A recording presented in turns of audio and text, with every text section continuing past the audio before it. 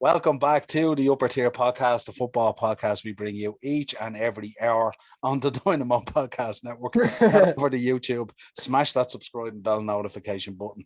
Joining me tonight for our Monday mashup show, the panel is in Darren, Graham, Ted from Retrotainment, and Craig. How we doing, man? Oh, good. All good, man. All right. Jesus, lads, I know the results were bad at the weekend. Come on, let's bring a bit of energy to it tonight. Let's go through the results anyway. Let's start. Obviously, the lunchtime kickoff on Saturday. Ted and Darren, Manchester United 0, Aston Villa 1. That ball just after blazing by my head there out of the solar system. Darren, take it. Oh, where do you go with it, man? Yeah, I suppose, it's hard to take an awful lot of positives out of it. But we're still creating chances, which is obviously important. Now, the big issue is we're not taking any chances. I think I saw a stat of 55 shots in the last 2 games. That's mental. To lose 1-0 at home to West Ham and 1-0 at home to Aston Villa, obviously in the cup game, and there's, I don't know whether you'd say the chances created are more half chances than sort of out chances. But I mean, you've got the penalty as well. Like there's a lot going on there on the pitch that I wouldn't be overly pleased with, I just feel like, again, and I've heard other lads say this recently, we look like individuals rather than a team. That seems to be, and you're always waiting on somebody to pull, a little piece of magic out of the fire, be it a Greenwood against Wolves, be it Ronaldo, you know what I mean? You're always waiting on somebody to do something magical, as opposed to a team that's going out there and with patterns of play and, and stuff like that. This has always been my issue with Ollie, and we've spoken about this in the past, I don't always look at United and know what they're trying to do. And if you've got the type of possession we've got as a team, and the fans sitting at home are looking at it, wondering how are we trying to piece this together here, like that's a struggle, Yeah, it was disappointing, man, to be honest. Yeah, well, I mean, you can take solace in the fact that Ollie doesn't know, I don't know what young Ted thinks of it. Well, first of all, I thought it was a bit of a disgrace that the game wasn't on telly anywhere. Like I know this whole thing about the cricket game and the concert and stuff came about.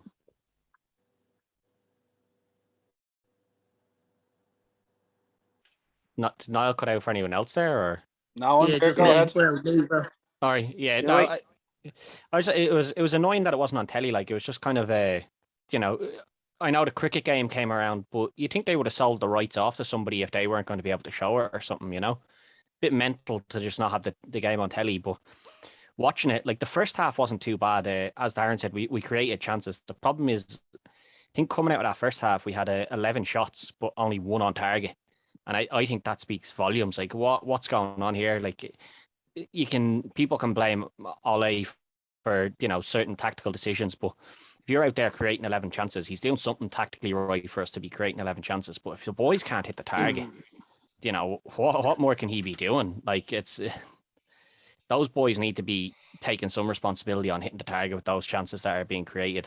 And then the second half was just that the second half was one of the worst performances I think I've ever seen from us. Normally we come out and we actually look better in the second half. We looked terrible in that second half. And I know Shaw went off injured and then Maguire went off injured, but it wasn't like Maguire was having a particularly good game anyway. He set De Gea up to fail with that back pass just before the end of the first half. But there was no spark in it. The lads went out and just nobody went anywhere. And then we got a penalty at the end, which obviously Bruno fucking skied.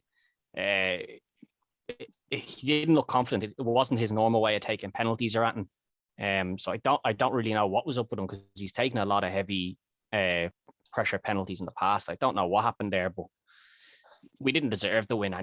Like I would have loved to have taken the draw, but we didn't deserve to win. Like Villa were the better team on the day, unfortunately.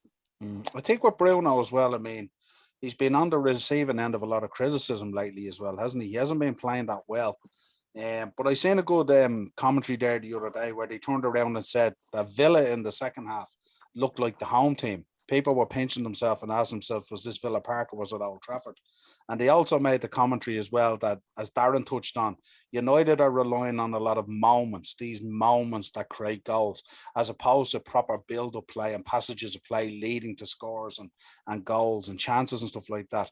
And I think that is a fair comment, because when you hear about United and the goals that they score, they do tend to be those kind of moments and stuff like that. And it's, I suppose what you're looking for is you're looking for a performance off United that's nearly like a dirty, scrappy performance where goals just go in type of thing, as opposed to, you know, a sublime free kick or a 30-yarder or a, you know, this kind of thing, an unbelievable set piece or something like that. You know, you want a couple of scrappy goals just from play maybe or something like that sort of triggers a different way or something like that. But I think as well with Ollie is, you know, there's a bit of naivety there with him as well, isn't there, when you think about it? Because, like, I mean, you look at Van de Beek. I know you didn't get the result you wanted during the week in the Carabao Cup, but he was the outstanding player on the night. And yet he can't get a sniff in there. And McFred is going back in there again into that midfield. It's just, what's going on? And Sancho, I couldn't believe. Now, I know obviously we did a couple of injuries to the defender, so, you know, there's 2-year subs straight away. But you've got Lingard, who came on against West Ham and got the winner. And he also was, other than Donny, probably our best player in the Carabao Cup. Yeah. So he's turned in a performance and had a goal, you know, decide the game for us. And you've got Cavani, who's only just back in training. You're looking for a goal. He brings Cavani on. And I just thought, we've already got somebody that's going to do that, i.e. Ronaldo. You know, why not bring Lingard on and maybe let him check inside onto that right foot? Or, do you know what I mean? I know it ended up then Ronaldo had to move out to the left. And you're just thinking, like, you know, he can't affect the game as he would have from the left-hand side in previous years. But, you know, he wants to be inside the width of those posts where he can get a header, you know, like he did with the 2 late goals against Ireland. But if he's not in there, he can't do it, you know. I thought it was a strange substitution, if I'm honest. But absolutely, I agree with you, Niall. On the Van de Beek thing, you know, he was a standout against West Ham, are comfortably our best player, and his best performance for a long time in United jersey. And it comes to Saturday afternoon, and it's like, take a seat there, kid. You won't be needed. You're just going, Jesus Christ! Like, what does he have to do? You know, are we getting to a point of a Wilfred Zaha here at United where he's not going to get a run because something's gone against him? You know. Now I know it was different in his case. He was throwing the leg over someone's daughter, so that's a different kettle of fish. But you know, it's that type of thing. Surely to God, there's someone on that coaching staff that says, Ollie, have a look there, Fred, in the middle, will you? Put Donny in there and let's see what you can do, because it couldn't be as bad, you know. And I'm a fan of Fred because of his work rate and because of his energy. But on the ball, you know, you're home against Aston Villa. You've 69% of possession, whatever it was. Put someone on that can put a couple of passes together and keep the tempo of the game moving. We struggle, although we have so much possession, to hold it, because nobody knows how to pass the ball. And even just as we talked about, we seen weeks ago with the likes of the boys at Chelsea, you know, go and take the ball, get a touch, send it wide, take it back, take the sting out of the game. Instead of when Villa are building up ahead of steam, giving them the ball back and allowing them to keep coming onto us. Do you know what I mean? It's stupid. It's like, it's so naive. It's scary at times. And like, I just can't. And I've said this for a long, long time. If any other manager in that top 10 got sacked, would Solskjaer be in the shake-up for the manager's job? No.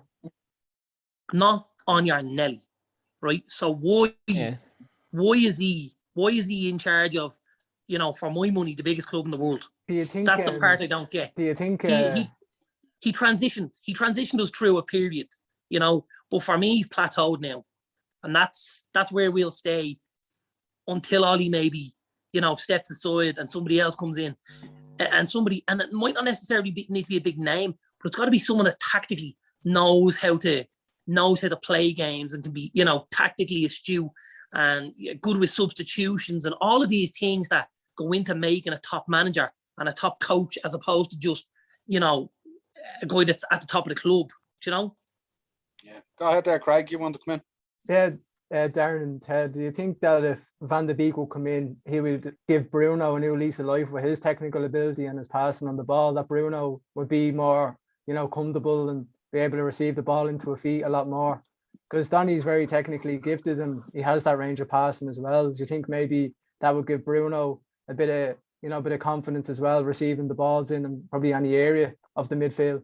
And keeping the tempo, as you said already, which I think Donny does control the tempo, even in his Ajax days. He's very comfortable on the ball, as you know. Donny needs to control the tempo because Fred can't. Yeah. We've seen how bad 5, 6, 7 yard passes he is. He's going to give the ball to the left back or the right back and it goes out for a throw and you're like, does that just happen? And then all of a sudden we've pressure on us. Like, that's got to be really, really simple. Just a guy just sits in the pocket and just starts receiving from the back four, playing in the double pivot, opening out, and he's able to get a touch sideways if he has to. He takes it back. He's a bit more patient. Like, there's runners ahead of him. There's guys there. You've got Greenwood, Pogba, Fred, Ronaldo. There's an embarrassment of riches there. But if you don't have somebody that can put the ball into the right areas to get it to them, it then becomes lads having to come deep, get the ball, do too much for themselves. You see Ronaldo coming deep the other day. He's trying to turn and get shots in from 30 and 35 yards because he knew he wasn't going to get that type of service up top because we weren't getting the ball into those sort of areas. Do you know? It's I don't know. I find Fred very similar to, when you'd be playing, just Sunday league ball or whatever, and there's one lad who's just not particularly good at, you don't want to pass him the ball or anything. I'd feel very like that with a lot of those players to Fred. Like, they're like, I'm not passing him the ball. He's only going to put it out of play, and then we've lost it. Like, I think he's a workhorse, and he'll do a lot of running, and he'll get around the place. But that's just not good enough. Like, that's not good enough. You can do all the running you want, mate. Go out and just run around the park down there. That's not good enough at a top club. You can't be that. I don't know what he's doing in training to manage to keep himself in that team ahead of anybody else, because he's absolutely brutal for my money. Like, it can only, I'm sorry to cut across anyone there, it can only be, he can only be in there on a statistical point of view, i.e. ground covered and stuff like that. Yeah. I don't believe he's there on passing stats. I don't believe he's there on chances created. I don't believe anyone's even looking at him and going, he's doing enough in this game that's going to put us. Someone's looking at a piece of paper and going, he covers 13.6 kilometers a game. We have to have him in there, lads. And you're like, no, you don't, because you can put somebody in there who covers half the ground, but is an intelligent footballer and uses the ball better. Yeah, do you know does what I mean? something with it. Like, you can run 13 kilometers all you want, but if you're just running around in circles, mate, you're no use to anybody. You might as well fuck off the Olympics. You're going to do that show. You can just become a Kenyan, like, you know what I mean? Yeah. No, I think he's probably the biggest problem, and I think once we get him out of the middle of that park, I think it'd improve us a lot. I think Donny would be a huge improvement. Now, I don't know how good Donny is to do that sitting defensive role. McTominay's not great at it either. I like McTominay. I'm a big fan of him. But defensively, he's a little bit inept. He'll go forward a bit too much. You need someone that's just going to sit back for him. Yeah, but don't forget, McTominay plays centre-back for Scotland. So he can play defensively. The problem with him in the United team is he's given a licence to go, Scott, you're our box-to-box. And that's what he tries to do. He tries to come, get it, and go. If someone says to him, listen, kid, there's a centre circle, leave it and you're coming off, away you go. Like, it's fairly simple. Yeah, true, yeah. You know what I mean? Poor coach. Absolutely. It is, yeah. And I agree with Darren. I'm a big fan of Ole, but I think Darren's right. Like, he took us from, we were in a very bad position when he took us in terms of the last couple of coaches, and it hadn't gone well. He steadied the ship. He brought back a culture to the club where the boys did want to be staying at the club and things like that. And tactically, yeah, he's not great, but I wouldn't be getting rid of him just to get any old coach in either, because I'd be worried that if you just get anyone in, they'll ruin the work that he has done on, building the club back up with a positive attitude within the club. So I think he's been positive overall, but I don't think he's going to be the one that'll bring us the I gold do agree with you in that, like. Ted. I do agree with you. I think he's done a fabulous job for the club. And he stepped in, he steadied the ship. He's got lads to sign contracts. The recruitment's been good, and the academy has started to turn around again. Yeah. There's a lot of pluses from how things have gone, and I mean, maybe it's something where someone says, you know what, this guy would be perfect for us. because he understands the club, and you let him take a step upstairs and he's director of football and he's involved in the club and stuff like that.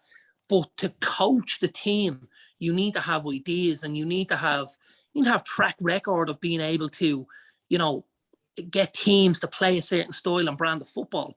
Other than the likes of Guardiola, who came in there at Barcelona, having come from La Masia, like there's been so few coaches that have come in like that and been able to do that with such a big team. You need a track record, like, and it's a. I know, like, some United fans are a bit polarized by this, but for me, I don't think at the minute United do any worse than any better than Brendan Rodgers. I think Brendan Rodgers would be absolutely fantastic at United. I really, really do. No, I've been a big fan of his for a while as well. Yeah, I think he. Obviously, United fans are like, oh, he's an ex-scout from bloody blah. If he's gonna come in and if he's gonna get the best of what we have there, like look at the Leicester squad. The Leicester squad's a good squad. He's put a good squad together there. But the football he's had Leicester play, and the togetherness, and he's galvanised that club in tough times as well. With what's gone on off the field and stuff. He was within, he was a kick in the arse way and win a league title with Liverpool as well. He was, for my money, a little bit unlucky. He's obviously, listen, me or you could pick up championships in Scotland because it's absolute dog shit. But I think he's a good manager. And I really think at the minute, tactically, he's miles ahead of where Ollie is. He's been in the game a lot longer, though, as well as a manager, There is that as well. He has, but there's a coaching philosophy. Yeah, no, I do agree, yeah. See what Ollie, and even like I'm kind of looking at Kieran McKenna and Michael Carrick on the bench, and I'm like, who's calling the shots here, lads? Like, who's actually making decisions on this? The three lads are sitting having a little yap as if they're at the bar in the bills are over a couple of points, and you're like, lads, we're in Old Trafford here. There's 79,000 people relying on you three idiots to get something out of this. Like, don't be sitting there thinking, do you think we'll bring that right back on? No, fuck it, we leave it 5 more. Do you know what I mean? It just looks very blasé at times, and I'm thinking, this is important. This is people's lives. You know yourself, lads. When your football team are shit, it ruins your whole fucking everything for everyone. Do you know what I mean? There's kind of a time for a shared responsibility, and there's a time to step up and be the man, isn't there? Yeah, and that doesn't seem to happen there. We'll move on because we don't want to spend too long just on United, except to say that three of us on here were pretty happy with that result at lunchtime. Chelsea 0, Man City 1. Tuchel showing us that he's actually human. Pep getting the better of him this time after 3 attempts. Craig, you take this one.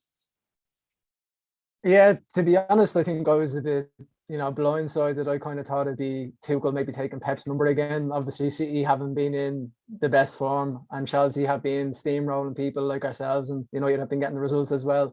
At the Bridge, it's a tough place to go for any team, no matter what form you're in. It's a very hard ground to take a result from. But Chelsea did not show up, which they were absolutely destroyed. They were pinned in. The possession was good from City. They controlled the game.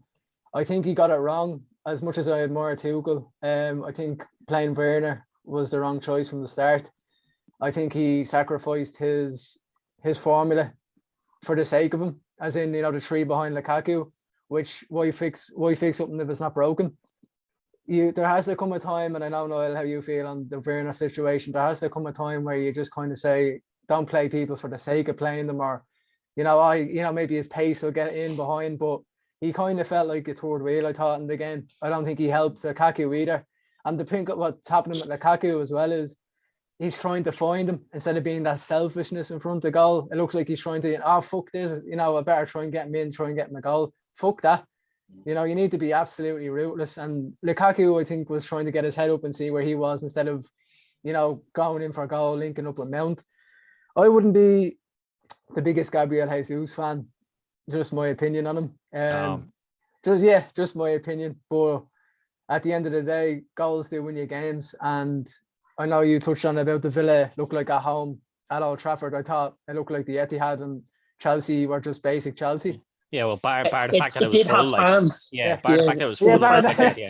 But now look at when is the time up for Timo Werner? I think that question does have to be asked. I think it is a genuine question. What was he bringing to the table? Yeah, I suppose the argument from the Chelsea fans on Saturday would be that Werner looked like one of their better players on the day. I thought he looked good as well. Yeah, I thought he had a I don't decent know. I game. just think. But what I would say, and formula like with Lukaku, like. Yeah, I definitely agree with Craig. I don't see Lukaku coming in, be that guy to act like Poulsen at Leipzig and be the provider for Werner in any shape format. He's the 9, you know. And I don't think, to be honest with you, I don't think in this league, in the Premier League, being so hard and intense and, you know, no time on the ball, tight play and stuff like that, I don't think that formula works in the Premier League. I think you'll get away with it in the Bundesliga and on the continent, but I don't think you'll get away with the Premier League because things are just shut down so quick. And I think when Lukaku picks up the ball, he's only one thing in mind, and that's to turn and go a goal. And I don't think he's looking for anyone except the only thing he's looking for this season is a golden boot. Yeah. And I think there was a bit of naivety from Tuchel there. I think he set up very defensively at home, which wouldn't sit well with the Chelsea fans. It was a massive opportunity he missed. He could have put 6 points between himself and City. And you know, it was a bad all-round display. I thought Grealish was absolutely outstanding, absolutely tore them asunder. I thought Jorginho missing, Kante never got a kick of the ball. These are top-level players to be made look that redundant. And then you're going into a big game midweek now against Juventus as well, which we'll touch on shortly. But you know, massive games coming up midweek as well. And I just think he set them up wrong. And I think he went for a certain idea against City. And it wasn't the way to go. I mean, he was at home. So the onus was him to go out there and put on a performance, you know, and I just think he dropped the ball on it. And he's been outstanding for Chelsea, and Chelsea have been outstanding. So, like, you'd forgive him for this one, but I'm sure the Chelsea faithful, they weren't too happy on Saturday when they seen what they saw. I tell you what, just to touch on something you said there, Grealish was outrageous. Well, lucky not to score. Yeah, it was a great save by Mendy. But just his all-round play, like, he wanted that ball at every single opportunity, and he just wanted to go at fellas and torture them. And, you know, it was everything you wanted from that kind of attacking player, you know, and making people commit to stuff that he didn't want to commit to. And his quality, his touch is excellent, you know, the way he controls the ball. Just an absolute baller, the young fella, have to say. Such a massive fan of his. I know a lot of people rolled their eyes and they were like, 100 million for this shite bag. He is absolutely unbelievable for my money, I have to say. Yeah, and I mean that's up against a brilliant Chelsea side as well. And even you look at Laporte and you look at Diaz as well, absolutely nullifying Lukaku in the game as well. You know what I mean? It was just outstanding. It was just, I don't know what it was. It's just Chelsea. It just the setup just wasn't right. And you could see it really from the off because City had them penned in for large parts, even of that first half, you know. It was Lukaku back to his top 6 best, though. You know, where he decides to be a little bit, you know, go a little bit John Cena on it when he plays those big teams, because he was null and void on Saturday. Yeah, absolutely. I wonder what Craig's point is, that was when he was picking up the ball. It was the wrong time to change it. Yeah, but I wonder was he picking up the ball and thinking too much about trying to find Werner instead of playing the game he normally plays, which is turn and go at the fence. If they had you know, Mount obviously hasn't been on the best form in recent days, but what if you had, like, you know, Ziyech and maybe someone else on the left-hand side with Lukaku through the middle, and that occupies Cancelo and was it Zinchenko left back the weekend? That occupies them going forward because they have to worry about what's coming the other way. But when you have a two-man front to front, like Werner's pace, Lukaku's strength, I just thought it was all in front of Diaz and Laporte. Yeah, I think the bottom line on it really is, like, you're up against the champions. You have an opportunity to lay down a marker. Havertz is on the bench and Werner's on the pitch. Straight away, that's a mistake. No matter where you go with this, that's absolutely should never happen.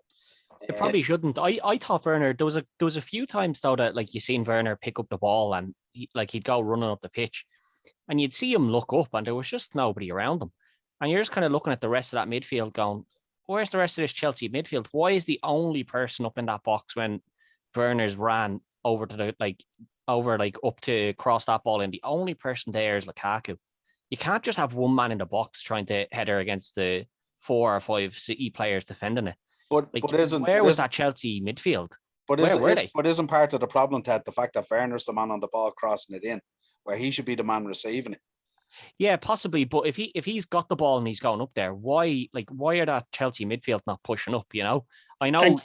Maybe Werner shouldn't be the one out there, but he is the one out there. That doesn't mean, just because he's out there doesn't mean your 3 midfielders go, well, I'm not walking up there if he's gone out there. I'm not going to fill that gap. I think there was a lot of questions to be asked about why he played 3 defensive midfielders. Maybe they were standing there shocked at the fact that Werner picked up the ball and made a run.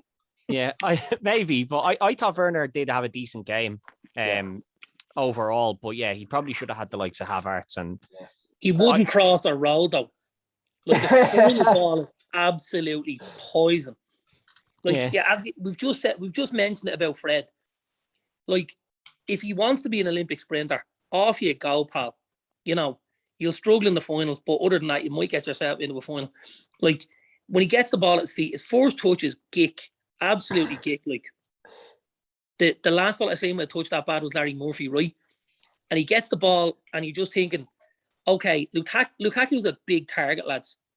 You put the ball into an area and you let him be physical against the 2 boys, because he could bully Diaz, he could bully Laporte, but he doesn't even give him opportunity of that. Like he's putting balls, it's not clearing the first man. He's putting balls in, it's hitting the left back. You're like, what is this fella doing? His end product is about as useful as the damn Traore's, and we've seen what that is like. Yeah, no, good point. But I was just thinking when I look back at it there the other day, like if it had been 3 or 4-0, it wouldn't have been flattering, really. Man City should have had a few, in fairness. Let's move on. Graham, we'll touch on you. Arsenal 3, Spurs 1. Very one-sided North London derby. It was over half an hour. All your buddies were leaving the stadium within 30 minutes. Yeah, I've seen that. Wasn't pretty, I'll tell you. I was in work on Sunday and I checked my phone after 10 minutes and seen that Arsenal went 1 up. So I said, let's see if we can get another goal. See if we get an equaliser. Then I think it was like half an hour in and I seen fucking 3-0 and I was like, fuck's sake. You were there, thank God I went to work. yeah. And then people in work were telling me that they were watching it and they were saying that Spurs were so bad, they were making Arsenal look good, and Arsenal were a bit average. We're making Arsenal look good. Yeah, and those people were watching a different match. Arsenal were absolutely brilliant. Yeah, I was gonna say they were doing Arsenal a massive disservice saying that. Arsenal were outstanding on the day to a man. Every single player, Odegaard, Partey, pulling the strings in the middle, Saka. That Japanese lad as well was outstanding. Tomiyasu at the back. Don't mention him. Graham thought he was going to Spurs. Don't bring him up now. It just has to be said. Aubameyang all fired up. Tierney on the far side. Ben White in the middle. Unbelievable. The whole team. Ramsdale and goals. Unbelievable. His distribution was second to none. His save in the second half, near the end of the second half, was something else, wasn't it? Incredible. Every single player was fired up. And now I'm looking back at some of the episodes we did and I'm thinking maybe Arteta and Edu had a plan. And maybe we're starting to see the plan. And Edu made the point in his interview where he said, a bit of time, when you get all those Arsenal players back, then judge us. And boy, did they have all those players back yesterday. And they absolutely smashed Spurs. What you're thinking in terms of the drop-off, Graham? In 3 weeks, you've gone from top of the league, maximum points under Nuno, everything looking rosy. Kane comes back in. Now everything seems to have to funnel through him. And there doesn't seem to be any end product. He's looking like he doesn't even want to be there. And now Arsenal are above he's in the league after losing their first 3 games or whatever it was. They were bottom of the table. Arteta now looks safe and Nuno looks like he's on dodgy ground. Well, it's what people were telling me in work, like I think it's more of a Kane thing. Like when he said he wanted to stay up Spurs, then we gave him a new contract, we gave him a new deal, and then he brought back into the side. And like 3 games later, we haven't scored, we haven't won, we're beaten 3 times. Before we came on there, I had a look on. Remember the last time we actually lost 3 in a row, and it was 2012. And like I couldn't tell you. The last time we lost 4 in a row, we may be going back to the mid-90s. Yeah, you've also conceded 9 goals, isn't it? In those 3 games. Mm. And with the table there behind Ted, with our next game against Villa, won't be an easy game. And if we lose there, it'll be serious finger pointing. With the next game, I know we have the conference game on Thursday. Let Kane play that, but when it comes to Villa on Sunday, take Kane out the side and see what performance we can shape up, because it's not working with Kane on the side at the minute. I think I can guarantee you City are going to come in with a bid in January, but they'll only offer about 60 just to see if we take it. Because if 60 at this stage, you should take that bleeding hand off. Yeah, I was thinking more like 6. Yeah, he's been poisoned. He's been poisoned. Yeah, he has. Now, and Graham, you might be able to help me out here. Was the boy Romero injured yesterday? No, he was on the bench. So why would anyone start Eric Dyer and leave your man Romero on the bench, who looks like a centre back? Yeah. That's what I'm saying. Absolutely stealing a living as a footballer. He's about a shade ahead of Phil Jones, except he stays a little healthier. He's absolutely shocking altogether. He really is. And Sanchez beside him is as bad. And Sanchez beside him is an absolute liability, that chef. We've lost it in defence since Craig, an absolute liability. Yeah. He's one of them blokes that doesn't know what he's going to do himself, and those blokes. Because if I can't tell you what you were going to do, make a mistake. Yeah. What's going on with Dele Alli as well? I think, Graham, as well, and how you feel. That surely has to be asked, that question. Like, what's he even bringing to the table either? Like, what happened to him? I think I said it to Niall on the preview match show. I think it's more of a Pochettino thing. I think he was one of them managers that Dele Alli thought he was going to improve under, and then since that Pochettino left, I think it was more of an Eriksen thing as well.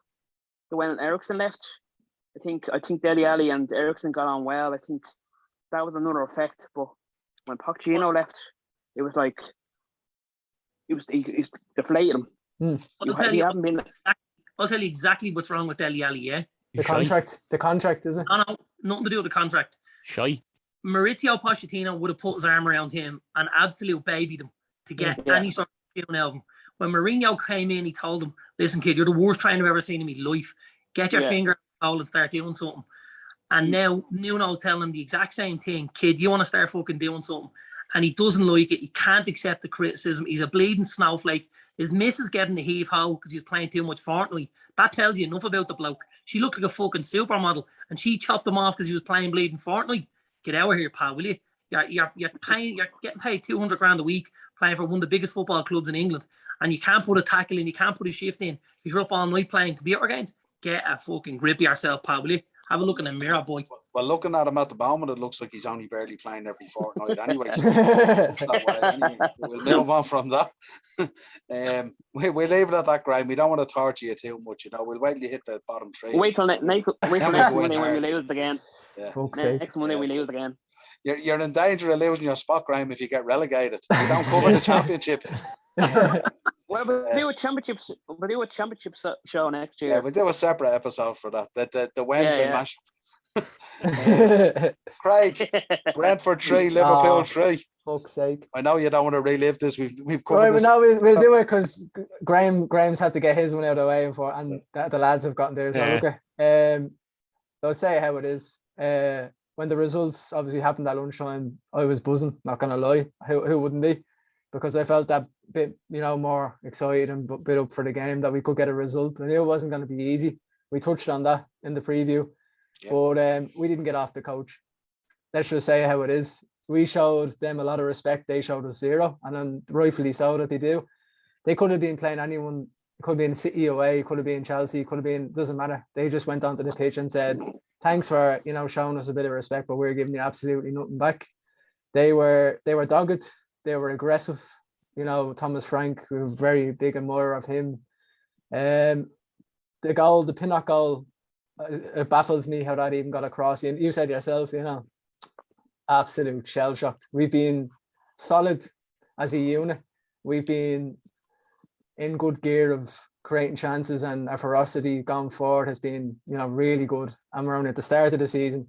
It's not like we built into this kind of gear. Like, but the only thing I can take from it, and it's not even the point. I mean, maybe it is a point gain, but maybe Salah reaching the 100 club is the point that I'm happy with. Tony and Mbeumo, I think, are an absolute handful, and I think they're going to get a lot of big results at our home ground. I definitely think they're going to earn a lot of respect for us. What more did we need going into that game? The results went our way. We've been in good form. We've conceded 1 goal in the league. It all looked good and rosy.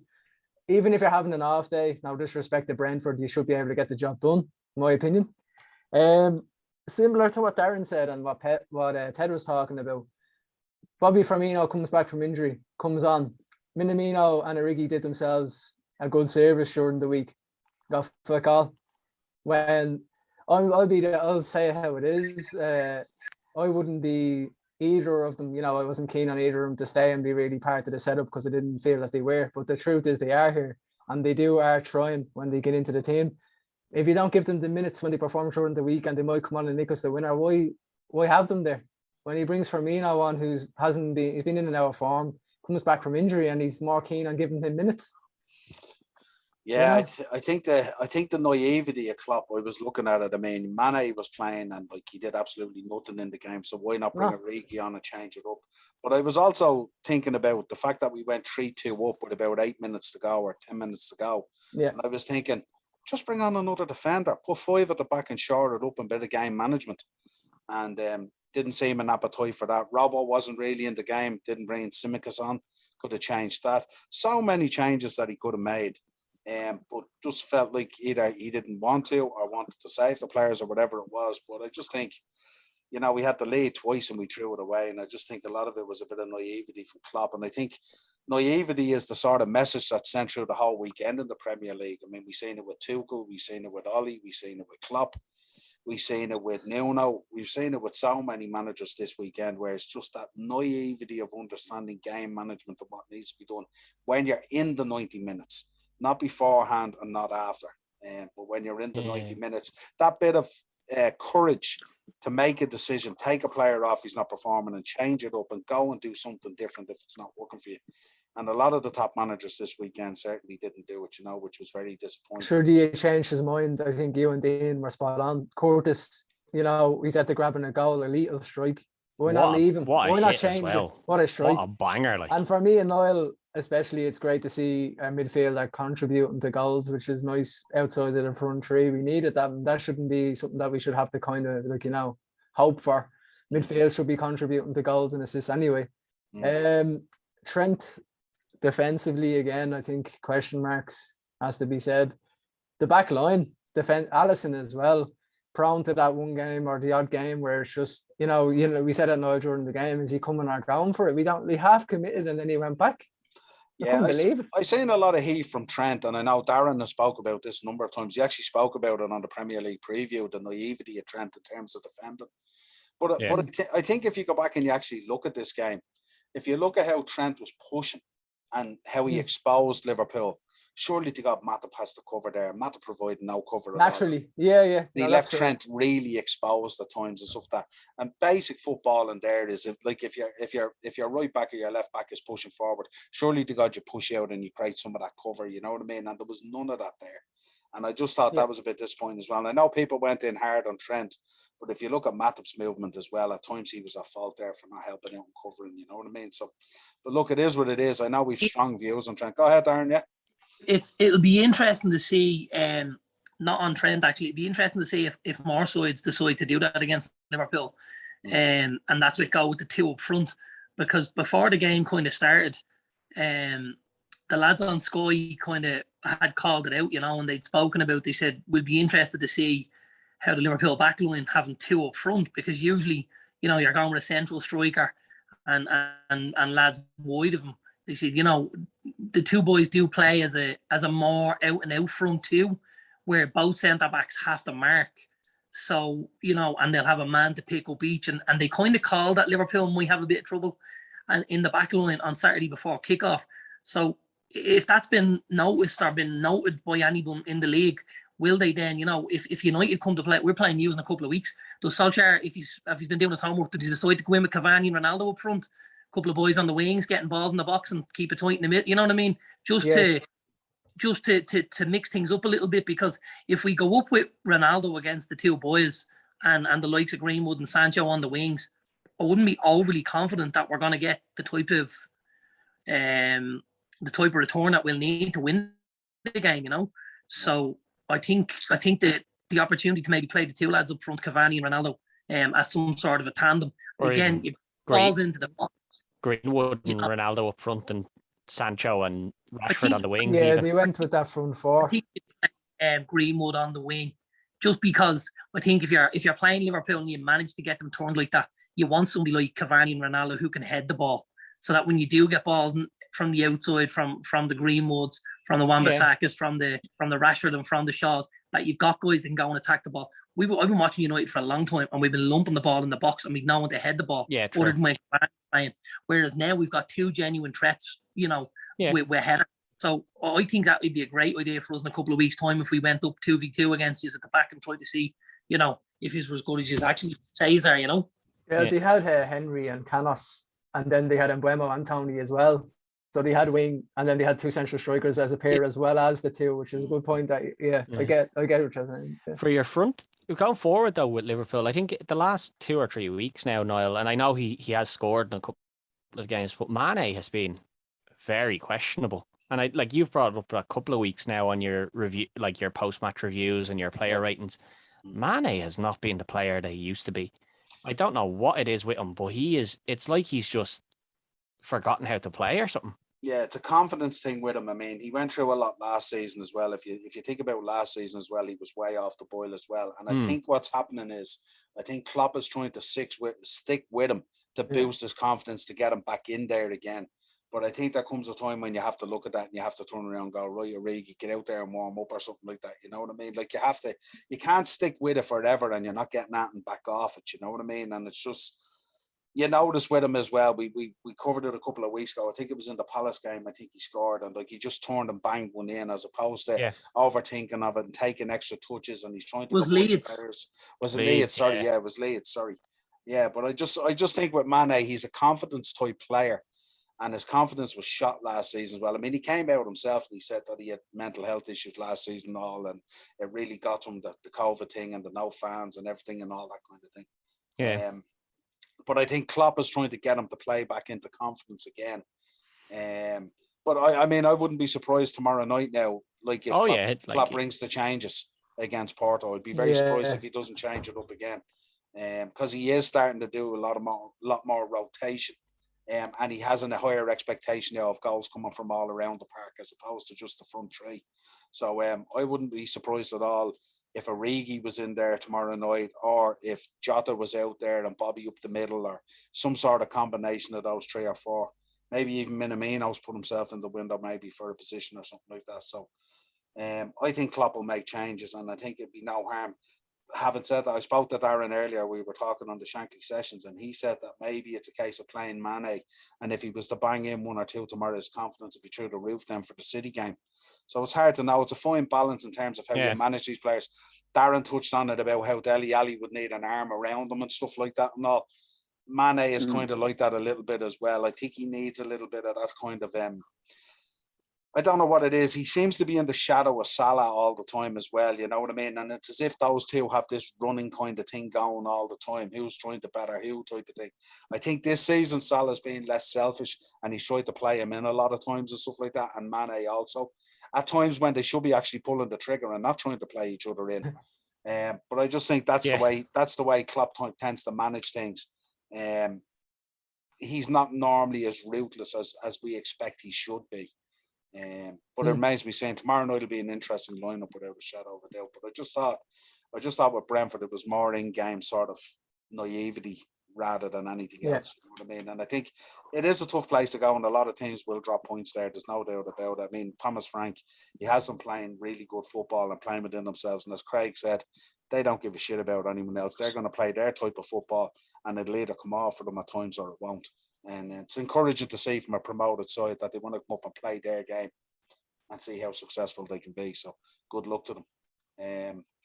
Let's move on. Let's do a bit of Champions League preview coming up. I don't know about you guys, but I looked at the 4 games this week and I don't think I've ever seen 4 as exciting games in the 1 week in a match week for the Premier League teams. PSG versus Man City, Porto versus Liverpool, Man United versus Villarreal, and Juventus versus Chelsea. They're 4 mouth-watering ties, aren't they? When you look at them all in 1 week. I won't linger too long on PSG versus Man City. It's probably the tie of the round, really, when you think about it. The oil classico. Yeah, the oil classico, shadow of a doubt. Are they playing that game in Abu Dhabi, are they? Yeah, with tea towels. Behind closed doors, because it doesn't matter. Craig, we'll start with you. Porto versus Liverpool. I did a preview on this earlier, and I made the point that Drago is a place. It's tough place to go. It's as I said, I think on the reaction video, it's like Turkey. You're in for a night of hell, basically. We've had recent good luck against Porto, as you know, but I think this Porto isn't going to be like that. It's not going to be that straightforward anymore. They have gotten themselves together and sorted out the club in a whole. With the stadium, with the fans, it's always been that kind of like, the San Siro, the Drago Stadium is, for English teams especially, it's very difficult. Tomorrow, I think Klopp is going to ring the changes anyway. Even if it's City or not the weekend, I think the changes have to be rung. But I would like to see if the changes are rung, they're not just for City. I'd like to see people come in and make a statement. It's Champions League still at the end of the day. And if we got a result tomorrow, it would go a long way for us. 2 wins on the board. Not going to be easy by any stretch of the imagination. Pepe in there, we know what he's like. He's an absolute nutcase. There's a lad on the left midfield who I'm very fond of. He's Brazilian. His name's Otavio. He's very good on the ball and he's very direct. He will have no problem running at us. They have a good work rate, good engine in the team. For us, I'd like to come out not to lose, but I would like to try if we could maybe stick tight and maybe even nick it. I think it's going to be a very, very tough night. With the changes that he makes tomorrow, yet to be seen. I think Trent isn't gone, isn't that right? Trent's been left behind. I'd like to say we could try nick it hopefully 1-0 and get out of there with the 3 points myself. Yeah, I predicted on the preview show a score draw. That's what I think. I think it's going to be tight. I think it's going to be tight. Yeah, but I would like if we could get out of there with a 1-0, it'll be over the moon. A score draw wouldn't be the end of the world either. Depends if Pepe gets himself sent off within 5 minutes of the game starting. You can't tell with that lad. He could be gone within 6 minutes. Tunnel, couldn't he? Yeah. Looper. And in the tunnel, only coming out for the warm up. Not even for the game. To his own teammates. Window liquor. Walk up, kick the referee square in the mouth, and then walk back down the tunnel. You'd never know what that lad's. What happened? Man United, Villarreal, lads. Must win. 6-pointer. It's a must win, I think, isn't it? Yeah, absolute 6-pointer, man.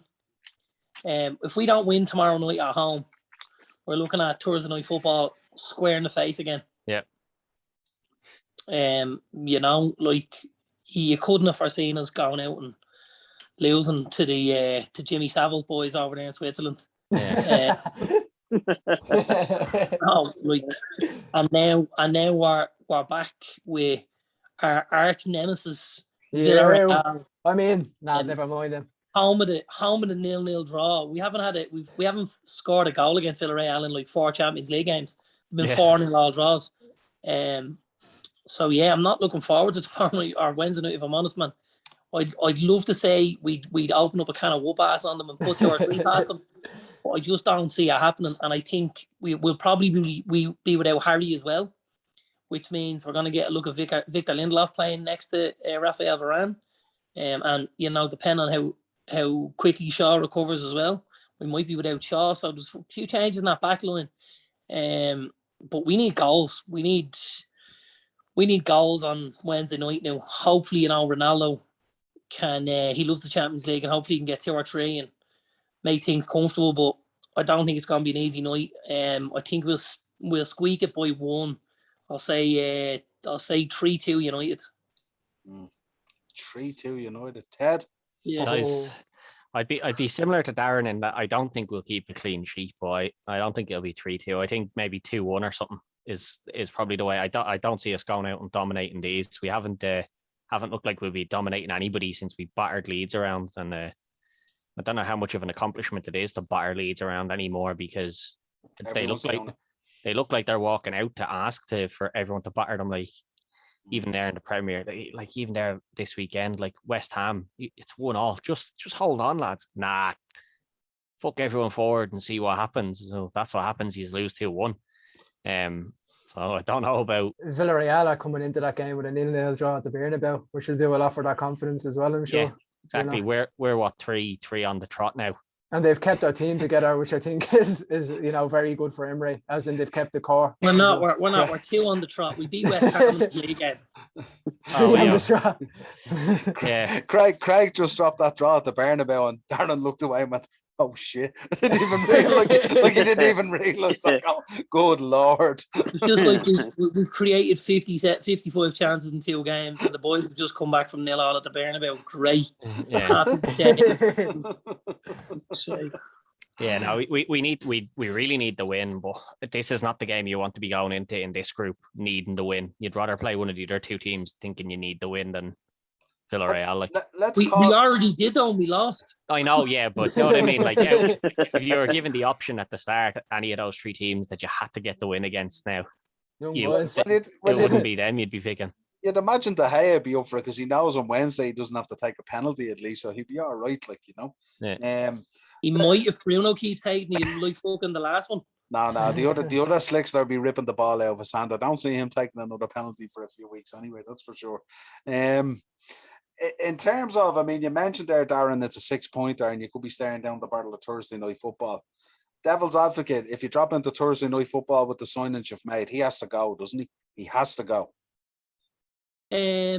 The only thing that could save him is his league position. You know, if you dropped into Thursday night football and you were top of the league, would it get you a little bit of leeway? Possibly.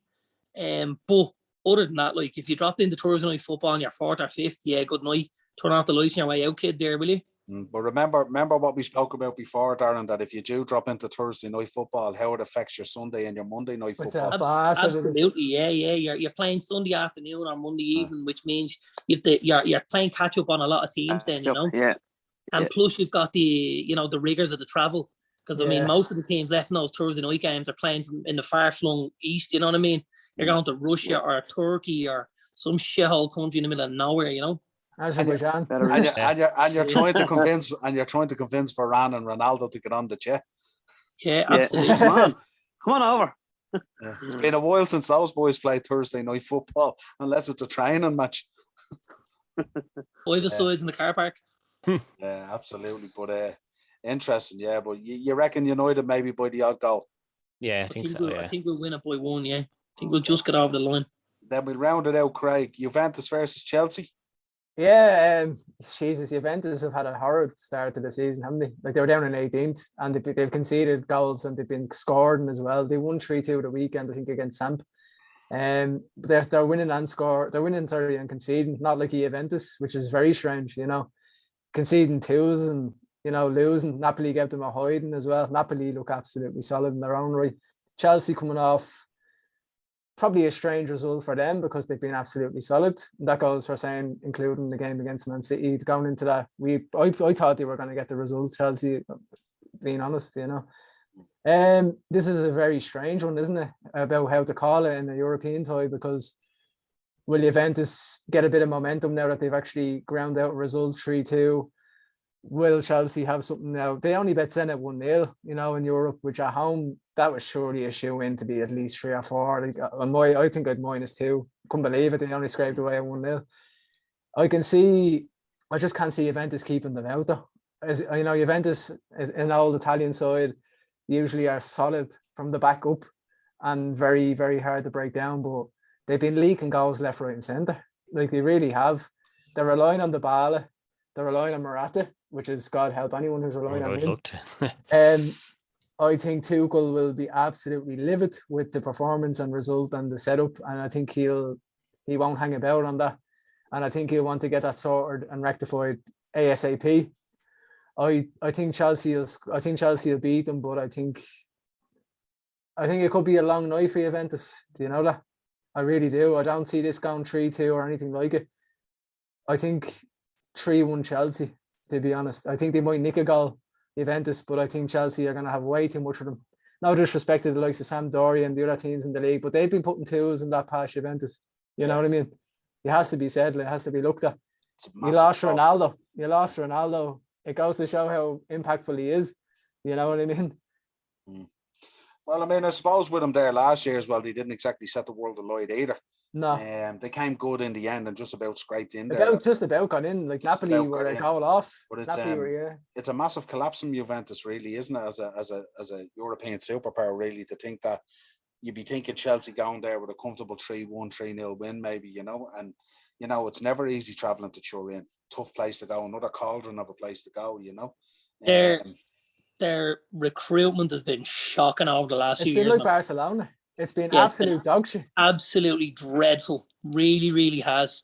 And that's where there's a lot of stuff stemming from, is from really, really poor recruitment, and, you know, guys going out and spending money on big players. And like, they sold João Cancelo and replaced him with the boy Danilo, and like he's the most Dutch looking bleeding Brazilian I've ever seen in my life. He's bang average, and he plays every week in that side, and you're like, well, how's this guy getting in here?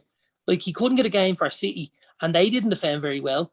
And now he's gone to one of the tightest teams in world football, and he's playing week on week. And I'm just scratching my head going, this is nuts. Like, and De Ligt hasn't settled at all in Italy. Like, you know, there was comments even made as far as, you know, his dress code wasn't like Italian suited, and he was getting remarked on even on his personal, you know, stuff like that. You know, he's still only a young lad, and he was like Van de Beek, you know, he was one of the high prizes of the European competition of where he would go. When he went to Juve, I thought it was perfect for him to learn off the likes of Bonucci and Chiellini, but it's gone the complete opposite way, you know. Yeah. They also have signed a bit of quality, haven't they, though? And the quality that they signed, they just haven't played. They don't use them. There's a lot of... You think about the likes of Rabiot, who they brought in, and they barely even played him. Like, they need to hold on to Kulusevski. Kulusevski is going to be absolutely top drawer. I think if Juventus can hang on to him. Kulusevski is going to be absolutely phenomenal. With Isaac for Sweden, comes in from the right, he can play right forward, right wing, kind of operates on the side and as a third kind of forward or second forward. But will Juventus, as Darren touched on, the recruitment, are they even going to care? And probably if a bid comes in, they probably say, fucking happy days, and just take it. You know, they're looking in an absolute awful state. And I had them to come back before Ronaldo went. I put my own team down, who are actually doing amazing under Inzaghi. I put in there, you know, at the back burner to get top four with the players that they were losing. But it's the other way around, nearly, you know. Yeah. Graham, what are you thinking? Juventus or Chelsea? Me, I think Chelsea. I think, like Craig said, I think Chelsea will have too much for them. Like, I've been following Juventus. I've been following Juventus myself. Where they are in the league is just laughable. It's never where Juventus should be. They're always challenging for the title, but obviously stuff going on with it. Other clubs in Europe, they're going through the same thing. You know, it's just hitting them hard this season. Yeah, I think this collapse of the ESL really has hit a lot of these clubs hard. I think they were banked on massive money coming in on this project. Yeah. And that coupled with COVID and everything else that happened with no fans and all this kind of thing. And we know Italy was especially hit bad with COVID, heavy, big time. Thousands upon thousands upon thousands of deaths and stuff like that. And all, you know, so yeah, it's a tough time for them, all right. But we see that through a lot of these European leagues at the moment now. They're absolutely hammered financially. We see it with Barcelona, we see it with Juventus. Inter have had their financial troubles even though they won the league. But it's systemic through all these European leagues at the moment in terms of financial situations. I see Juventus there the other day posted a loss of 230 million or something like that, and it's amazing the way these clubs post these losses. They post them like it's a tenner that fell out of your back pocket or something. You know what I mean? Yeah, nothing. Eventually, it catches up with them. You know, regardless of the magnitude of the club. You know, I think the what says it all to me is if you look at what we've seen over the years at Juventus, you know, Alessandro Del Piero, Roberto Baggio, Alvaro Morata, doesn't kind of roll off your tongue. No. Like, Juve have always had an unbelievable striker, Alan Boksic, guys like that, Fabrizio Ravanelli, really good strikers, you know, and like Morata is so poor. He is just so poor. Like, I don't know, when guys are signing him, like when he signed for Chelsea and he was at Atletico, he's at Real, he's at Juve, I'm like, am I missing something here? Like, these are 4 premier clubs in European football. Yeah. I wouldn't give this a game for me this fella a game for me local Sunday league team. He is absolute pony. Started ahead of Jared Moreno in the European Championships. I couldn't get the fuck over. Has he got photographs of the bleeding Pope with his hand up someone's skirt or something? Like, what are we doing here? This is fucking. Yeah. Honestly, Jesus, man. The answer to that is probably. He has something. It's just mind-boggling. I'm like, how does all of these great managers, massive clubs, look at this bloke and go, I know what the answer to our troubles is. It's Alvaro Morata. No, it's fucking not, man. Why didn't they go for someone like who I'm very happy we got, because I didn't see anyone coming in with Laturo. I am delighted with the signing of Zeko because he's a natural goal scorer. He does a job. Absolutely. He's absolutely phenomenal goal scorer in return. Why didn't they get him as the essential vocal forward and supply him up, play the ball off him? You know, Quadrado coming down. The big man and the little man. Yeah, it would have worked, you know. Get Quadrado a passport and post him back to Colombia. Because I'd say the problem is if you've posted losses of €230 million and you suddenly have this lad sitting on your bench every week getting 300 bags a week, you know what I mean? Someone's going to start asking questions, you know. Just 2 other points I want to bring up, lads, in our hot topics. One would be Bielsa and Leeds looking very, very ropey at the moment. Jesus. Could be in serious trouble. Simply have abandoned defending. Fuck's sake. Ted touched on it with West Ham yesterday or the day before. West Ham, where Mikel Antonio just in the 9 seconds of the game just absolutely tears them asunder, goes on that run and puts a ball away. What a beautiful goal to watch as well in terms of brilliant goal, in terms of a team goal, and probably a goal that a lot of us are crying out for, especially you United fans would love to see United put a goal together like that. That's not a moment, that's a goal, you know, built from the back right through. But Leeds, I mean, defence, shocking. Is he in trouble? Is he in real trouble? Is he in trouble of being? I don't think he's in trouble with the Leeds faithful. No, I think he's enough credit in the bank at this stage. Getting them into the Premier League was a massive, massive step for the club, you know. Yeah. And obviously last season keeping them up, like he could really and truly have them rock bottom. And I still don't think they'd look at making a change, because I think they believe in him and I think they believe in his ways. And I think they'll have some sort of an argument that, okay, you know, the results aren't what we want, but, you know, we're going in the right direction type thing, which is a bit of a bluff as well. But I just think they've bought into him so big, and, you know, I don't think they'd look to get rid of him at all. I think they need to strengthen that back line, though. The back line needs to be looked at badly. Like Calvin Phillips is a top player. I think he's great, but what's behind him? Yeah, I'm just being genuinely honest. I'll tell you how bad their back four is. Yeah.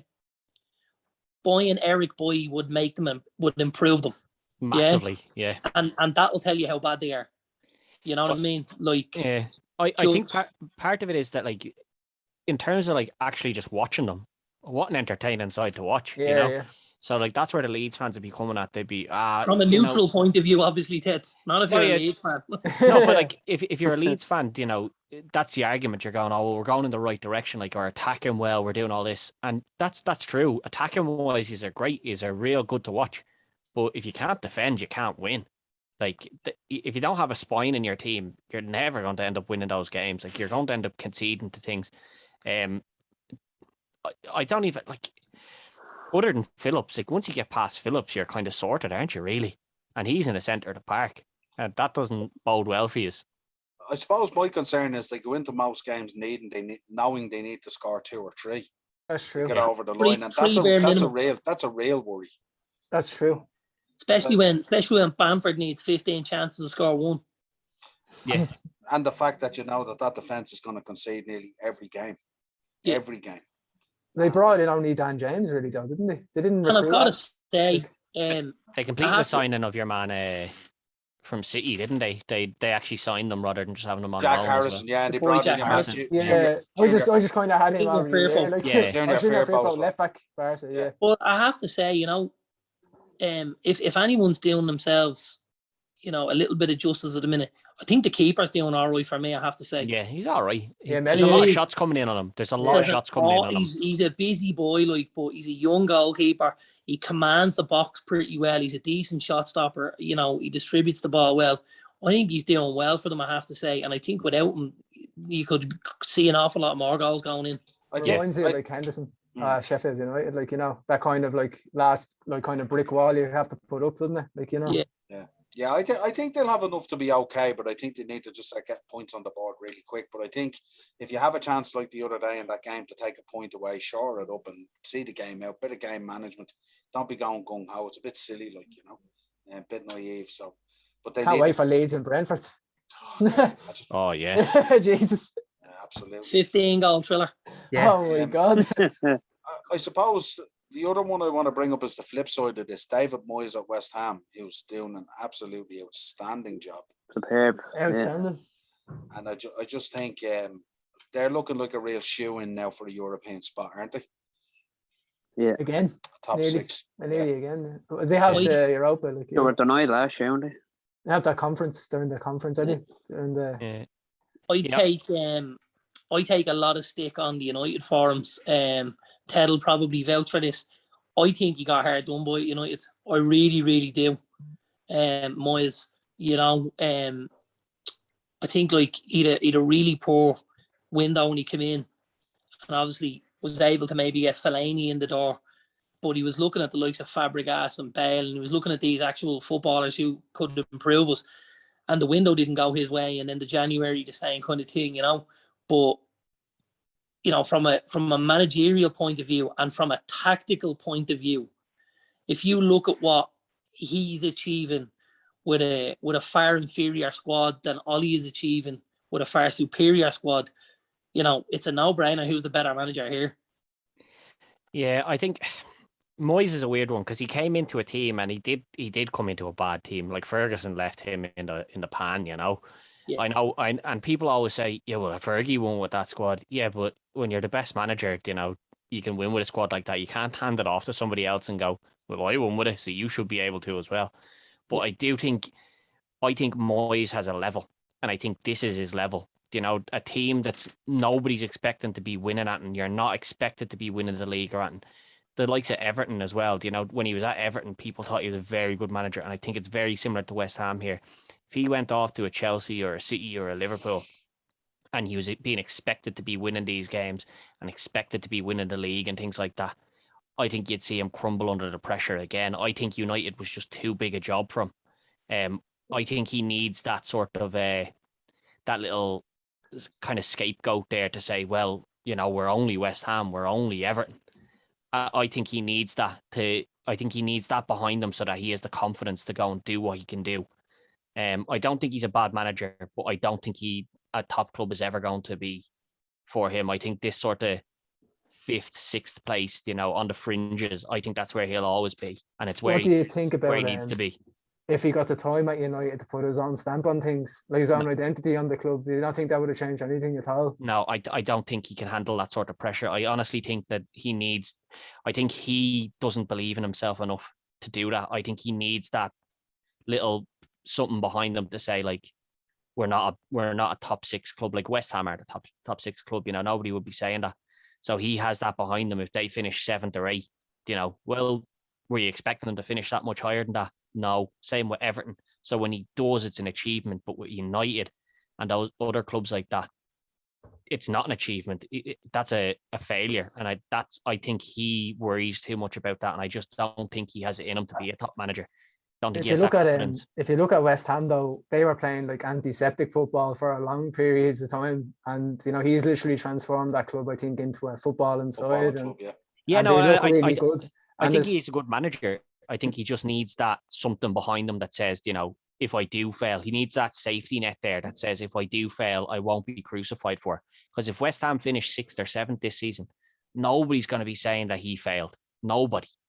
I think if anyone gets in there, like the likes of even Villa, I think they'd be over the moon with that. I think the recruitment has been exceptional for David Moyes at West Ham as well. And I think I think if he got more time at United, we never know what could have been. I don't know, like how possibly, but I just think that I think the job was too big for him, and I think if he went to any of those big clubs, I think it'd be the same deal. I think he's got a level where he needs that safety net behind him. He's not able to make that final step up to being a top manager.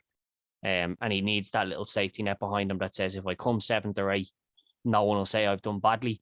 But if I come 4th or 5th, people will praise me. And I think he needs that. It seems like a confidence thing or something. What equate, and this is a question rather than a criticism or anything like that. What equates to being a top manager? Like, if you get Everton Champions League football and then you're putting West Ham in the Europa League, is that not a top manager? It's a solid manager, but if you're not expected to get there and then you do get there, it's a big achievement.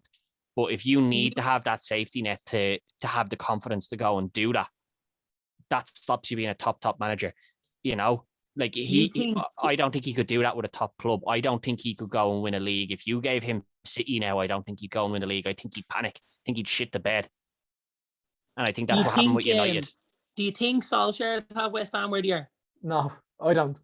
No, but that's the thing. I don't think Solskjaer is a top manager either. Solskjaer has done great for us in terms of coming in and steadying the ship. But I think the same thing. I think Moyes wouldn't do it either. I think if we brought Moyes back now, the same thing would happen. He'd shit the bed, and we'd be back down to 6th or 7th with him again. Even with us handing him a much better squad than he was handed initially, because don't forget, whoever took over from Ferguson was doomed to fail there. Yeah, it was a nearly a foregone conclusion. That was a poison chalice. No, it was. The first manager that took that job was always gonna look like he shit himself. No matter who it was, and no matter who it was, and that's possibly why you saw the likes of Guardiola go, you know what, actually I'll have a fucking year out rather than take that thing. Yeah. You know what I mean? No, possibly it is, and I do agree it was a poison chalice to give him, as I said at the start. But I just think I think he's the kind of manager that needs a safety net behind him. A safety net that says if I come 5th or 6th, it's not that. Or if I come 7th or 8th, it's not that big a deal. I think he's had to give in West Ham more than they could have ever dreamed of, in just my opinion. Yeah, no, and I think that's the point. I think he has that confidence behind him that there is a safety net there, so he takes that risk and he goes for it. I get your point. Look at what happened there when he played United, right? And he brings on Noble, and he gets kind of, he got a bit of flack in the papers. Tell me now that if he did that at Man United, do you think he'd have got only the little bit of flack? He'd have been crucified in the papers. It would have been all over. They would have been talking about it for the entire week, whereas it was just kind of a passing story that he did it with West Ham. And I think that's the difference. There's way more pressure when you're at a club like that. And I think he just couldn't handle it. I think if you brought him into United now, I think the same thing would happen with him. I think, Niall, how do you feel on Moyes as? I think he's done an outstanding job at West Ham. I think his recruitment has been brilliant. I think tactically he's really, really good. I think he knows what he has there in terms of the quality of a squad, and he plays and sets up within that sort of quality that he has there. Doesn't try to outdo himself at any stage. I think he's capable of going head to head with any of the teams in the league and on his day getting a result. And I think when you have the talent there, the likes of Souček, Mikel Antonio, when he brought Jesse Lingard in, look at the revelation that Jesse Lingard went through in that last 6 months of last season. He was arguably one of the best players in the Premier League. Look at Antonio. Yeah, but I mean, some of that, revitalization of Jesse Lingard, some of that has to be down to Moyes. You know what I mean? You have to give him his due in terms of that as well. And I'm sure he must have been very disappointed either not to get him back on loan or to sign him, being honest. But I think he could be more than capable of taking on a big job. I think he'd learned a lot from his time at United. I think he feels himself. He was hard done by there as well. He was only there 10 months, was it? And as Darren said, any manager going in there knew that they were under the cosh straight away, coming off the back of that and the wave of emotion of Fergie leaving and having to kind of continue on and trying to fit in culturally with what Fergie had developed there and try to fill those boots. And you see it with Solskjaer at the moment. I mean, you see it with Solskjaer with what he's trying to do at the moment. You hear him in press conferences. You heard it the other day where he had a stab at Klopp talking about these penalties and stuff like that and all. That's shades of Fergie-esque. The only problem is when Fergie did it, Fergie had the nous and the clout and the credibility and the winning to kind of back that up. Solskjaer tries to be Fergie 2.0, but he hasn't got the clout, he hasn't got the nous, he hasn't got the win, he hasn't got the, what would you call it? He hasn't got the credibility to pull that off. You hit the nail on the head for me there, Noel, with the word credibility. You know, when Ferguson said it, it was believable. When Ollie said it, you knew he was fucking bluffing. You'd be dying to sit at a poker table with him because you'd empty the fucker out. Do you know what I mean? And that's just because, you know, when he's saying it, he's looking at himself going, they're going to believe this, aren't they? Yeah. They're going to believe this. They're going to believe this. And halfway through, he's going, they're not fucking going to believe this. You know, it's... Yeah. Like, I was listening to that press conference the other day when he started talking about, you know, not directly, but what Klopp had said about penalties and stuff like that. And I remember being a Liverpool fan at the time when Klopp said it, and I was disgusted that Klopp had said it. I was thinking, you're letting the side down here. What are you focusing on this stuff for? Don't get into that, you know. But then to see him bounce back and bring it up again as if to say, well, we're being hard done by here. Yeah, but you've had 10 more penalties than everyone else in the league. And you've had 5 penalties to Liverpool's 2 in the time that we spoke about it. And you're thinking, you're trying to be Fergie here, but you need to stop trying to be Fergie because you're not Fergie. And I just thought it was a bit naive by him, you know, and that kind of thing in a press conference as well, that heaps pressure on the team as well, you know what I mean? Because you're listening to the guy who's the manager and you're going, where's he coming from for this? You know what I mean? This is ridiculous. Whoever comes in to United eventually, we've got to start, or we've got to stop, you know, using Ferguson as a benchmark because, you know, it's done. It's done and dusted. You're going to have 99% of the managers out there that aren't going to stand up to Ferguson and his record. So don't judge him like that. Don't judge him, you know. Let guys go and let them do things their way. That's what's been a problem at United for me since Ferguson has left. You know, I wasn't a fan of Mourinho. But, you know, there's pros to Mourinho. But one of the cons was, and one of the things that didn't work with the United fans was, he didn't play the Fergie way. He didn't like youth. He didn't, you know what I mean? There was all of these things, and that was criticisms I leveled at him as well.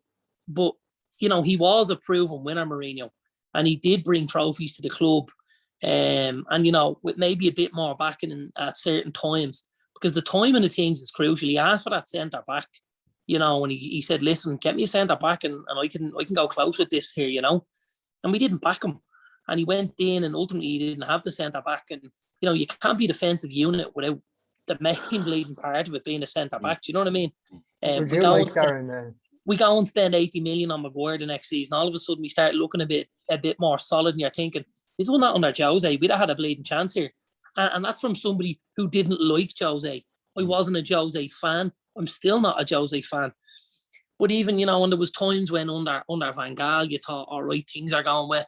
But then it was always, it's not the United way. It's too pragmatic. It's this, it's that. Like, you can't, football fans, and I've said this for a long time, are far too fickle for my liking. You know, it's 0 to 0 in the kick of a ball. And you can't just be saying, oh yeah, you know, we won the game, but we didn't win it the way we wanted to win it. If you're winning football matches, that should be enough to keep people happy week to week. You know, performances are great. But at the end of the day, like, stuff is judged and measured on how many points you've got at the end of the season and where you sit in that table. So if you eke out, you know, 31-0 wins and you have a couple of draws and it gets you to a title, like, take it and lift it with both arms. Don't worry about, you know, not scoring enough goals or any of that shit. Yeah, you're 100%, because I mean, if you remember the amount of leagues that Fergie won and how many results did he grind out year in, year out, those 1-0s, those last minute winners, injury time winners and all. That's your bread and butter in terms of getting over the line in the league. You'll always look back at those moments, those 12 or 15 games where you went out there and you slapped teams up and stuff like that and all. Yeah. But it's those 1-0s that get you over the line. I was saying to the boys on the Brentford review the other day, you know, we might look back at that point that we got at Brentford and it could be crucial to us at the end of the season. You know, you just never know. And I like the comment that you made there about the moving on from Fergie. I can say categorically here as a Liverpool fan, I spent years living off the success that we did years ago, and look at how long it took us to move on from and get back there again. You know what I mean? And I think unless you cleanse yourself of that and go, right, this is day one and this is where we start now, that's park, that's history, it's in the cabinet, forget about that, this is what we want to try and achieve now. I think if you don't get your act in that very quick, you end up in a sort of a whirlpool of, nearly. And we did it for years at Liverpool, years. It took us so long to get back there, So I agree with your point there. It's a very, very good point that you raised there about moving on from that Fergie era and creating a winning culture at United again, basically, which is really what you need, But lads, absolute pleasure having you on again, as always, on the Monday evenings. I always really look forward to these shows. It's great doing a review. And we have a great week of football coming up, certainly with the Champions League and also some fascinating fixtures at the weekend. And hopefully by the time we talk again next Monday, that ball would have come back down to earth, that Bruno hit into orbit. But we shall wait and see. Still waiting on Mahrez's one from the Liverpool game as well. Maybe it might clash with Mahrez, like Halley's Comet or something like that, and bounce off the International Space Station. I thought you were going to say bounce off international football and get fucking rid of it. I wish. We're all wishing for that. Darren, I have to remind you, we've got 2 international podcasts coming up in the next 8 weeks or whatever it is. So. Looking forward to them. As always. Good. As always, lads, till next time, Dynamo Podcast Network on YouTube for the shows. Audio versions on Spotify. If you want to contact the show, of course, you can drop your comments in the video for the lads. Let them know what you think. If you want to contact us, Facebook, Instagram, The Upper Tier, and on Twitter at @the_upper_tier. Till next week, lads, a pleasure as always. Cheers. Look. Nice one.